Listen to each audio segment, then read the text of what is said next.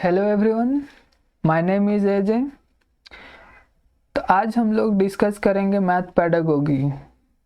ये math pedagogy के second class है। इससे पहले एक क्लास मैंने करा दिया है, वो वीडियो भी जाके देख लें। प्लेलिस्ट बना हुआ है मैथ पेडागोगी के नाम से। और ये जितने भी सवाल किए जा रहे हैं ये सब PYQs है, मतलब प्रीवियस ईयर क्वेश्चन है।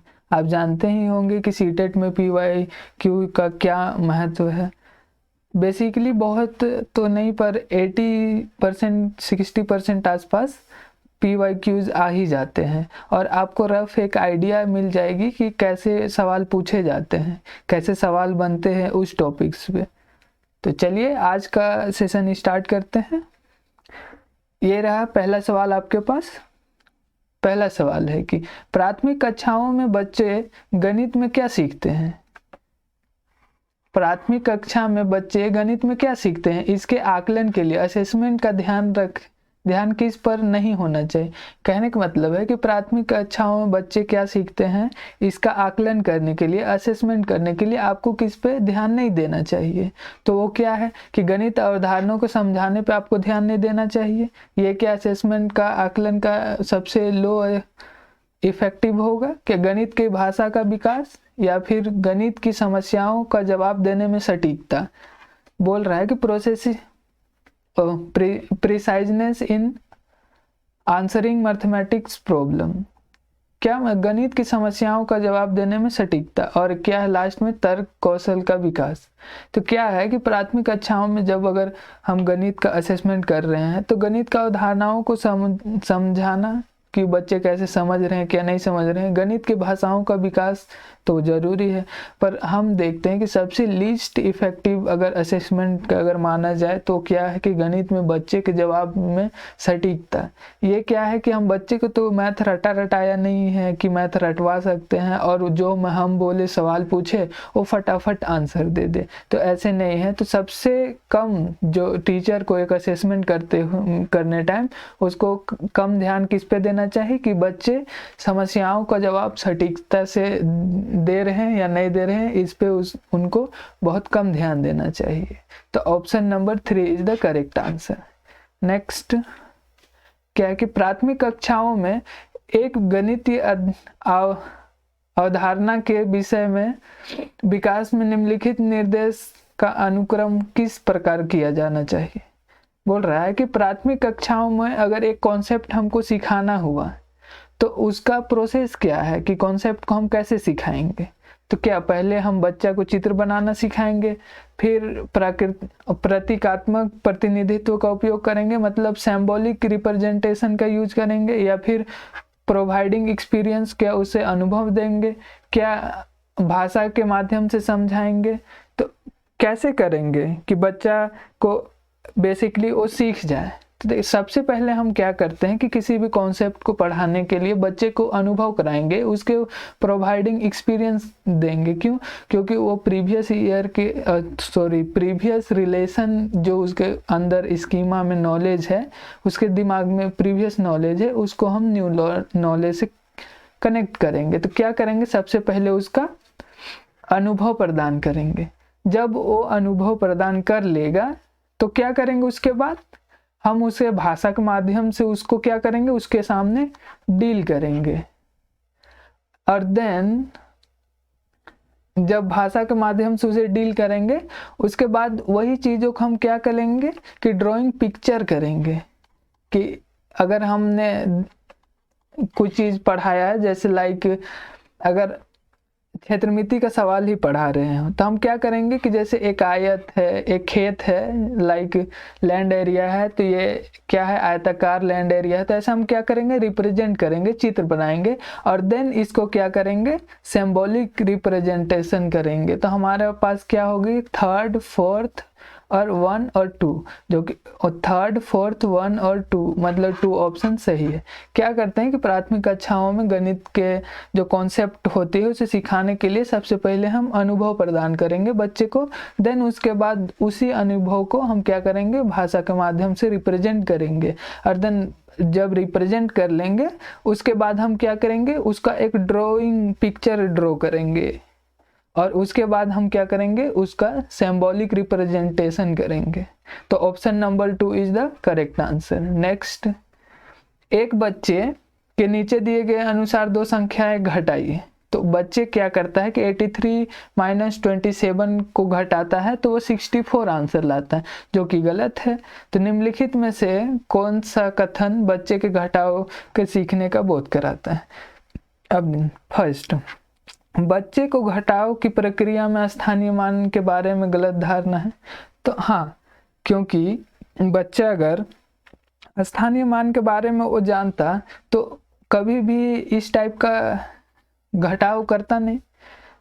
8 माइनस 2 6 ठीक है, पर 3 माइनस 4 ये नहीं, 7 माइनस 3 कर दिया। तो ये क्या किया कि उसे क्या है, स्थानीय मान का नॉलेज नहीं है। बच्चा नहीं जानता घटाव करना, तो कैसे नहीं जानता, वो तो जानता है ना कि घटाव कैसे कर रहा है, कि 8 माइनस 2 तो 6 है, 7 माइनस 3 तो 4 है, तो घटाव तो जानता है। बच्चे 2 अंक वाली संख्याओं को घटाव की प्रक्रिया नहीं जानता। हाँ, क्या है कि बच्चे 2 अंकों के घटाव का प्रोसेस नहीं जानता है। हाँ, वो भी हो सकता है। और फोर्थ क्या है कि यह एक गलती है और इसे बार बार, ये अभ्यास और ड्रिल तो बच्चे को कभी कराई नहीं जानी चाहिए। तो क्या है कि बच्चे घटाव की प्रक्रिया में का स्थानीय मान नहीं जानता है। ये प्रक्रिया तो वो जान रहा है कि कैसे करना है, बट वो क्या नहीं जान रहा है कि कैसे स्थानीय मान का, प्लेस वैल्यू का वो मिसमैच कर दे रहा है। इसलिए क्या 7 में 3 माइनस कर दे रहा है। तो नेक्स्ट इसका आंसर हो जाएगा 1। नेक्स्ट, अधिगम और आकलन के चक्र के निम्नलिखित चरणों को क्रम में व्यवस्थित। अब क्या बोल रहा है कि लर्निंग एंड असेसमेंट का क्या है, एक चक्र दिया हुआ है। वो साइकिल किस टाइप से होती है, उसको क्या करना है, एक सीक्वेंस में अरेंज करना है। हमारे पास क्या है कि शिक्षण अधिगम के साथ एकीकृत आकलन करना, कि शिक्षण अधिगम करते हुए एकीकृत आकलन करना। या फिर सेकंड है शिक्षण अधिगम और आकलन की योजना बनाना और उसका संगठन करना। तीसरा है प्रगति रिपोर्ट विकसित करना। और चौथा है कि बच्चे के अधिगम के प्रति पुष्टि की रिपोर्टिंग और उसका संचार करना। देखिए, इस टाइप के सवाल में या तो आपको अगर नहीं आती हो तो सबसे पहले आप देखेंगे कि आप जब लेसन प्लान बनाते थे तब किसी भी चीज़ को सबसे पहले अगर बच्चे को कॉन्सेप्ट अगर सिखाना हो तो सबसे पहले आप क्या करते हैं कि प्लान बनाते हैं। तो इसमें हम देखते हैं कि सेकंड नंबर क्या करते हैं कि शिक्षण अधिगम और आकलन की योजना बनाएंगे। सबसे पहले क्या करेंगे, planning and organizing of teaching learning and assessment. तो हम क्या करेंगे, पहला क्या हो जाएगा कि हम प्लान करेंगे। और लास्ट में हम जब देखते हैं कि लेसन प्लान में हम क्या करते हैं कि बच्चे ने क्या सीखा उसको हम किसे कुछ क्वेश्चन के थ्रू उसका क्या असेसमेंट करते हैं, उससे क्या लेते हैं, फीडबैक लेते हैं। तो फीडबैक हम देखते हैं कि ऑप्शन नंबर 4 में क्या, बच्चे के अधिगम के प्रति पुष्टि की रिपोर्टिंग और उसका संचार करना। क्या करना कि उसके फीडबैक लेना कि बच्चे का किस टाइप से सीखे, इसको लेकर के। तो ये फोर्थ, ये लास्ट हो जाएगी, ये लास्ट हो जाएगी और योजना बनाना पहला हो जाएगा। तो ऑप्शन में हम देखते हैं कि दूसरा नंबर एक यहाँ पे है एंड दूसरा नंबर यहाँ पे है, तो दोनों देखते हैं। और जो लास्ट है हम फीडबैक पे बात करते हैं, तो फीडबैक यहाँ फर्स्ट में दिख रहे हैं एंड इसमें नहीं, तो ये तो ऑप्शन गलत हो गया। तो क्या होगी हमारे सीक्वेंस, क्या है, शिक्षण अधिगम और आकलन की योजना बनाना और उसका संगठन करना। एंड दूसरा में क्या होती है कि शिक्षण अधिगम के साथ क्या, एकीकृत आकलन करना। एंड देन थर्ड क्या है कि प्रगति का रिपोर्ट बनाना कि बच्चे क्या सीखे और क्या चीज़ नहीं सीखे। और देन हम उसका क्या करेंगे, आकलन करेंगे, उसका रिपोर्ट असेसमेंट करेंगे। तो option number A is the correct answer. Next, एक शिक्षक अपनी कक्षा में बच्चों को उनके परिवेश में मौजूद वस्तुओं के भौतिक गुणों को अपने शब्दों में समझाने के लिए प्रोत्साहित करता है। अपने छात्रों के साथ ऐसी गतिविधि करने के पीछे शिक्षक सबसे उचित उद्देश्य क्या होगा, कि एक शिक्षक है जो कि कोई कॉन्सेप्ट को सिखाने के लिए बच्चे के मौजूद वातावरण में जो चीज़ भी है उसे क्या करता है, सिखा रहा है। क्या, अपनी लैंग्वेज में तो वो क्या कर रहा है, इस गतिविधि के पीछे सब शिक्षक का सबसे उचित उद्देश्य क्या है, कि शिक्षक का उद्देश्य क्या है। यह एक रोचक गतिविधि है जिसे आकार की अवधारणा को पुनः देखने के लिए खाली समय में दिया जाता है। तो क्या खाली समय में ऐसा कराया जाता है? नहीं, बच्चे अपनी भाषा में वस्तुओं को समझने का आनंद लेते हैं, जैसे कि वे डम्ब सारडस खेलने का आनंद लेते हैं। नहीं, यह बच्चे को अनौपचारिक रूप से किसी वस्तु के भौतिक गुणों का निरीक्षण करने का अवसर देता है, जो आकारों के बारे में उनकी समझ का गहन बनाता है। क्या करता है कि बच्चा क्या करता है, उसके लैंग्वेज में हम उसको रिप्रेजेंट करते हैं, क्या उसके आसपास के वस्तुओं के द्वारा। तो वो क्या करता है कि वो क्या है, अनौपचारिक रूप है किसी भी वस्तु को भौतिक गुणों को प्रेजेंट करने के लिए। और बच्चा इसे क्या करता है कि अपने आसपास की वस्तुओं को ऑब्जर्व करता है और आकारों के बारे में उसकी क्या होती है, गहन समझ विकसित होती है। तो option number 3 is the correct answer. Next, अशिक्षित दुकानदार द्वारा उपयोग किए जाने वाले गणित। अशिक्षित कहने का मतलब कि कोई एक दुकानदार है जो कि नॉर्मल दुकानदार है, तो वो कैलकुलेशन तो करेगा ही बच्चे को। तो ये किस टाइप से गणित की कक्षा में उपयोगी है? तो क्या गणित कक्षा में उपयोगी नहीं है? ऐसा नहीं है कि अशिक्षित दुकानदार का कैलकुलेशन गलत होता है, तो ये गणित कक्षा में क्यों नहीं उपयोगी रहेगा? उपयोगी है, सभी गणितीय समस्याओं को हल करने में बहुत उपयोगी है। ऐसा भी नहीं है कि सभी समस्याओं को हल करने के लिए बहुत भी उपयोगी नहीं है। अस्पष्टता और बहुत कम स्तर की शुद्धता ऐसी हो सकती है। क्या दुकानदार अगर कैलकुलेशन में अस्पष्टता हो और उसमें बहुत कम सटीकता हो तो क्या उसकी दुकान चल पाएगी? ऐसा है नहीं। अगर मैं जाता हूँ 10 रुपये को कुछ खरीदता हूँ, वो फिर से मुझे 40 रुपये दे दे, तो उस वैसे उसकी दुकान चलेगी नहीं, फिर वो बर्बाद हो जाएगा। तो ये तो हो ही नहीं सकता। एंड फोर्थ है कि संबंधित समस्याओं को हल करने में एक वैकल्पिक रणनीति के रूप में कक्षाओं में शिक्षकों द्वारा परिचर्चा की जाए। हाँ, क्योंकि देखिए वो एक वैकल्पिक है, वह एक प्रोसेस नहीं है, लेकिन उसे हम वैकल्पिक रूप में हम क्या यूज कर सकते हैं, अल्टरनेटिव स्ट्रेटजी के रूप में हम क्या कर सकते हैं, यूज कर सकते हैं मैथ का कैलकुलेशन करने में। तो option number D is the correct answer. Next, एक समूह को गणित कक्षा में बच्चे के एक विषम समूह को कैसे संभालना चाहिए? अब कहने का मतलब है कि अब बहुत सारे स्टूडेंट रहते हैं क्लास में, बहुत सारे तेज होते हैं, बहुत सारे तेज नहीं होते हैं।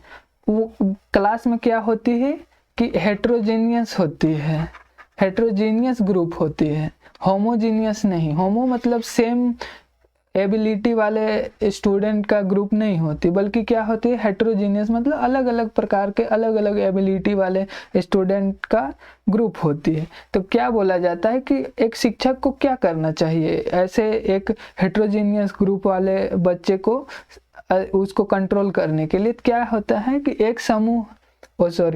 एक ही क्षमता वाले बच्चे को एक साथ समूहित करके और उनकी क्षमता के अनुसार प्रश्न देकर। तो क्या एक साथ हमारे एनसीएफ जो है, राष्ट्रीय पाठ्य चर्चा रूपरेखा 2005 या फिर 2020 ऐसा कभी भी नहीं बोलती है कि होमोजीनियस ग्रुप बनाया जाए, तो ये तो गलत होगी। सेकंड है कि एक ही कक्षा के सभी बच्चों के लिए एक साथ सामूहिक रखकर। हाँ, तो ये एक साथ हम सामूहिक कर सकते हैं, लेकिन सेम एबिलिटी वाले नहीं, तो ये भी नहीं। अलग अलग क्षमताओं वाले बच्चे को एक साथ समूह रखकर ताकि वे एक दूसरे से सीख सकें। हाँ, ये हमारी एनसीए बोलती है और मैथ की प्रवृत्ति भी ऐसी ही होती है। हम अलग अलग क्षमता वाले बच्चे को एक साथ रखते हैं ताकि उसके थ्रू बच्चे मोटिवेट हो और सामने वाले से सीख सके। अगर कभी कैलकुलेशन में वो फंस जाता है तो सामने अपने फ्रेंड को देख करके अपनी वो कैलकुलेशन पूरा कर ले, तो इसके थ्रू वो क्या करता है, वो सीखता है। तो option number 3 is the correct answer. Next, गणित में सीखने के प्रतिफल इसलिए विकसित किए गए ताकि क्या बोला जाता है कि the learning outcome method are develop. क्यों डेवलप किए गए? क्या गणित गणना के लिए बच्चे को लघु विधियां बताई जाए, इसलिए आउटकम का मतलब ये है कि अगर गणित बच्चा सीख रहा है तो उसका मतलब है कि गणित खाली गणना से ही रिलेटेड है। विभिन्न शैक्षणिक सर्वेक्षण में बच्चों की उपलब्धि बढ़ाई जाए। क्या ऐसा भी है कि विभिन्न शैक्षणिक सर्वेक्षणों में उसकी क्या बढ़ाई जाए, वो क्या करे, अच्छा परफॉर्म कर पाए, तो ये भी नहीं है। बच्चे द्वारा हासिल की जाने वाली कक्षावार दक्षता और कौशल को परिभाषित कर।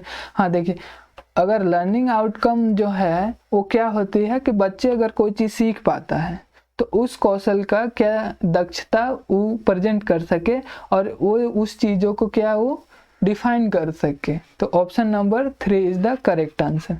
4 देख लेते हैं, वर्ष के अंत में परीक्षा, ये तो गलत हो गई। Option number 3 is the correct answer. Next, निम्नलिखित में से कक्षा में हो रहा कौन सा कार्य एक गतिविधि है? गतिविधि है, एक्टिविटी है कि कक्षा में कौन सा ऐसा कार्य है? यहाँ दिया हुआ है कि शिक्षक समझते हैं कि प्रश्न को कैसे हल करना चाहिए। क्या यह एक गतिविधि है, या फिर है कि बच्चे द्वारा कविता के रूप में गिनती का वाचन करना यह एक एक्टिविटी है, या फिर बच्चे द्वारा श्यामपट्ट से नकल करना यह एक एक्टिविटी है, या फिर बच्चे का अन्वेषण में लगना। आप देख सकते हैं कि चारों ऑप्शन में बच्चे कैसे प्रश्न हल करते हैं, इसमें बच्चा क्या एक्टिव है? नहीं है। बच्चे द्वारा कविता गिनती को वाचन करना, क्या बच्चे को हम बार बार प्रैक्टिस करा रहे हैं कविता करा के? ये तो गलत हो गया। बच्चे द्वारा श्यामपट्ट से नकल करना, नकल करना ही नहीं चाहिए, बच्चे का ऐसी है ही नहीं प्रवृत्ति। क्या है कि बच्चे अन्वेषण में लगना। क्या है कि चिल्ड्रन एंगेज्ड इन एक्सप्लोरेशन। क्या है कि बच्चे इंगेज करे, एक्सप्लोर करे चीज़ों को, कॉन्सेप्ट को अपने आसपास के पर्यावरण से जोड़ के समझे और वो खुद एक्सप्लोर करे कॉन्सेप्ट को। तो option number 4 is the correct answer. Next, बच्चे के बीच गिनती के कौशल को विकसित करने के लिए निम्नलिखित में से कौन सा पूर्व संख्या अवधारणा के रूप में सीखने के लिए आवश्यक नहीं है? क्या बोल रहा है कि गिनती सिखाने के लिए बच्चे को कौन सा ऐसा अवधारणा है जो कि हम क्या है लीस्ट इफेक्टिव है, उसका प्रभाव नहीं है, वो गिनती को बढ़ाने में बच्चे का नहीं कर सकता है। तो क्या है कि एक संगत करना, 1 to 1 कोरोस्पोंडेंट, तो ये होता है गिनती सिखाते हैं तो जब भी हम क्या 1 2 3 ऐसे सिखाते ही हैं तो क्या होती है कि 1 to 1 कोरोस्पोंडेंट होती है, ऑफ कोर्स होती है। और सेकंड है सीरिएशन यानी क्रमबद्धता। तो गिनती सिखाने में बच्चे को तो क्रमबद्धता होती ही है, तो नेक्स्ट भी सही है। संख्या नाम यादृच्छिक रूप में, क्या है कि रिसाइटिंग नंबर नेम रेंडमली, बच्चे को रेंडमली हम नहीं सिखाते। गिनती अगर हम सिखा रहे हैं तो जब वो गिनती पूरी तरह से अच्छी तरह से अगर वो सीख जाता है तब उसमें हम क्या करते हैं, असेसमेंट के लिए हम बच्चे से बीच बीच में सवाल पूछ देते हैं, जैसे कि 44 कैसे लिखा जाता है, तो बच्चा ऐसे बोल सकता है, पर हम शुरू में ये चीज़ तो कर नहीं सकते। तो ये क्या हो गई, गलत हो गई। और गलत ही हम क्या पूछा गया है, वही नहीं पूछा गया। तो यही समूह बनाना, तो हम जानते हैं कि क्रिएटिंग ग्रुप 1 2 3 4 5 7 100 तक का एक ग्रुप होता है, तो ये भी करेक्ट है। Option number 3 is the not correct, और नॉट करेक्ट ही पूछा गया है क्वेश्चन में, तो 3 is the correct answer. Next, गणित सीखने के संबंध में निम्नलिखित में से कौन सा कथन सत्य है? गणित सीखने के संबंध में क्या है कि गणित सीखने के लिए एक कठिन विषय, क्या कठिन विषय है? आपको लगता है कि ऐसा गणित एक कठिन विषय है? नहीं। आमतौर पर लड़कियां गणित में कमज़ोर रहती, ऐसा क्या हम जेंडर बायसनेस करनी है हमारे क्लासरूम में कि बच्चे लड़के हैं तो वो बहुत अच्छे मैथ जानते हैं और लड़कियां हैं वो बहुत अच्छे मैथ नहीं जानते? जेंडर बायसनेस कभी भी क्लासरूम में नहीं करनी चाहिए। हर कोई गणित सीख सकता है, ऑफकोर्स सीख सकता है, हर कोई गणित सीख सकता है। गणित केवल कठोर अभ्यास के थ्रू सीखा, ऐसा कोई तो है ही नहीं कि हम क्या कर सकते हैं कि गणित का बार बार प्रैक्टिस के थ्रू ही सीख सकते हैं, रिजल्ट प्रैक्टिस के थ्रू सीख सकते हैं, ऐसी कोई बात भी नहीं है। तो option number 3 is the correct answer. क्या है कि गणित सीखने के संबंध में निम्नलिखित में से कौन सा कथन सत्य है? तो क्या है कि गणित हर कोई सीख सकता है। नेक्स्ट, पाइथागोरस प्रमेय को सिखाने के लिए एक शिक्षक ने एक शीट वितरित की जिस पर समकोण वाले 4 त्रिभुजों को खींचा गया था और बच्चे को त्रिभुज की भुजाओं के बीच संबंध खोजने के लिए कहा जाता है। तो क्या कहा होता है कि जब पाइथागोरस प्रमेय हम पढ़ाने जा रहे हैं तो हम क्या करें कि स्टूडेंट को हम एक शीट दे दिए जिसमें क्या है कि चार त्रिभुज बने हुए हैं। तो हम पहले क्या दे रहे हैं, एग्जाम्पल दे रहे हैं, देन हम उससे बोलते हैं कि क्या करें, रिलेशन ढूंढे, किसके, पाइथागोरस प्रमेय का क्या करें, रिलेशन ढूंढे। तो हम पहले क्या दिए, एग्जाम्पल दिए, देन उसके बाद हम क्या करा रहे हैं, रूल निकलवा रहे हैं। तो ये होती है आगमन विधि में इंडक्टिव मेथड। इंडक्टिव मेथड में हम क्या करते हैं कि पहले एग्जाम्पल और देन फिर रूल निकालते हैं। और निगमन विधि में क्या होती है कि पहले रूल फिर एग्जाम्पल। व्याख्यान विधि में तो हम डेमोन्स्ट्रेट करते हैं, लेक्चर देते हैं, ये सोशल साइंस पढ़ाने में इफेक्टिव है। एंड प्रयोगशाला विधि में ये साइंस पढ़ाने में लेबोरेटरी मेथड है। तो यहाँ option number A is the correct answer. यहाँ पूछा गया है कि बोला गया है कि यही सवाल में यह है कि पाइथागोरस प्रमेय पढ़ाने के लिए सबसे पहले बच्चे को एक शीट बांटी जाती है और जिसमें चार त्रिभुज बने हुए और उसका रिलेशन पाइथागोरस प्रमेय से करने के लिए बोला जाता है। तो पहले क्या दी जाती है कि इस सवाल में पहले एग्जाम्पल दी जाती है, देन बच्चे को रूल खोजने के लिए खुद ही प्रेरित की जाती है। तो यह क्या है, आगमन विधि है। Option number A is the correct answer. Next 45, निम्नलिखित में से कौन सा कथन संकल्पना मानचित्र के बारे में सत्य नहीं। संकल्पना मानचित्र means concept map. Concept map जो निमोनिक्स हम यूज करते हैं अपने याद करने के लिए, उसके बारे में कौन सा सत्य नहीं। संकल्पना मानचित्र अंतर संबंधित अवधारणाओं और उन्हें जोड़ने वाले लिंक का समग्र प्रस्तुत करते हैं। तो ऑफकोर्स है कि हम जब भी कोई निमोनिक्स यूज करते हैं अपने याद करने के लिए, तो वो क्या होती है कि उसके थ्रू हमारे पास क्या होती है, कॉन्सेप्ट होती है। जस्ट लाइक हम अगर पियाजे के स्टेजेस के बाद बात करें तो हम क्या करते हैं, SPCF ऐसे याद करते हैं। तो क्या करते हैं कि इसमें क्या है, कॉन्सेप्ट है। ये क्या है, एक sensory motor, pre operational, concrete operation और फॉर्मल ऑपरेशन। ये क्या करते हैं, हम निमोनिक्स के थ्रू याद करते हैं। तो option number A is the correct. And second क्या है कि संकल्पना मानचित्र केवल शिक्षकों द्वारा, ऐसा क्या है कि हम तो इसे खुद भी बना सकते हैं ना। मुझे निमोनिक्स याद करने के लिए हेल्प करे तो टीचर बनाए, ये नहीं हो सकता। थर्ड क्या है कि संकल्पना मानचित्र प्रकृति में पदानुक्रम है। ऑफ कोर्स है। अगर हम मान ले कि यही हम SPCF ना लिख के हम FCPS लिख दे, तो क्या ये एक सीरियल में है, नहीं है। फिर ये पियाजे के स्टेजेस है, नहीं, ये कुछ और भी हो सकते हैं। तो क्या है कि संकल्पना मानचित्र प्रकृति में पदानुक्रम होते हैं, तो ऑफ कोर्स होते हैं। संकल्पना मानचित्र नए शिक्षण को पूर्व ज्ञान से जोड़ने में क्या है, सहायक होती, तो ऑफ कोर्स होती है। Option number second is the not correct. और हमारे सवाल में ही पूछा गया है कि कौन सा नॉट करेक्ट है किस कॉन्सेप्ट मैप के लिए, तो option number 2 is the correct answer. Hope everyone आपको अच्छी लगी होगी ये कक्षा। आप ज़रूर बताएं कि ये जो वीडियो बनाई जा रही है वो आपको समझ में आ रही है या फिर हमें इस चीज़ में सुधार करनी चाहिए। तो प्लीज़ आप कमेंट के थ्रू हमें बताएं कि कुछ इम्प्रूवमेंट की जाए या फिर ठीक है, या कैसी लगी आपको। और आप अपने सीटेट का अच्छी तरह से तैयारी करते रहें। एग्ज़ाम डेट तो आ ही गई है, जम के तैयारी करें, एक बार में ही अपने एग्ज़ाम पास कर ले, ज़्यादा अच्छा रहेगा। आपके सामने बहुत सारे अपॉर्चुनिटी अभी आएंगे, तो यही है, आप ज़रूर बताएं। और आप इन सारे सवाल को एक मॉक टेस्ट के जैसा ले, आप कितना स्कोर किए इन सवालों में ये ज़रूर कमेंट करके बताएं। Thank you everyone, you are amazing, keep learning, keep growing.